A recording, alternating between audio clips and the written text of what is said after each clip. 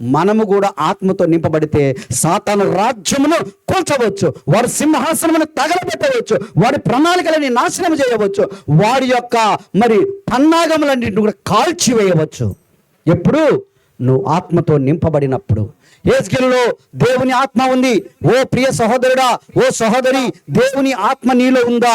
నీవు లేకపోతే ఏమైపోతావు? ఎండిపోతావు. నేను చెప్పాను, ప్రభువున ప్రియ సహోదరులారా, పక్షికి రెక్కలు అవసరం ఎగరాలంటే, చేపకు నీరు అవసరం బ్రతకాలంటే, మనిషికి దేవుడు తోడుగా ఉంటే విజయం సాధిస్తాం, లేకపోతే అన్నిటిలో అపజయం వస్తుంది. అందుకనే ప్రభువునందు ప్రియ సహోదరులారా, యేస్కేలు మించిన ఆత్మ మీ అందరి మీద ఉంచబడునుగాక. యేస్కేలు మాదిరిగా మీరు ప్రవచించినప్పుడు, మీరు పలికినప్పుడు సాతాను కోట గుమ్మములని కూలిపోవునుగాక. యేస్కేలు ప్రవచించినట్టు మీరు ప్రవచిస్తుంటే సాతాను రాజ్యము వాడి సింహాసనం తగలబడిపోవునుగాక. కనుక మీరు అలాగ దేవునితో మీరు దేవునితో గడపాలి. కనుక ప్రభువునందు ప్రియ సహోదరులారా, అందుకనే మనము ఎలాగుండాలంటే, నేను పరిశుద్ధుని గనక మీరు పరిశుద్ధులై జీవించమంటున్నాడు.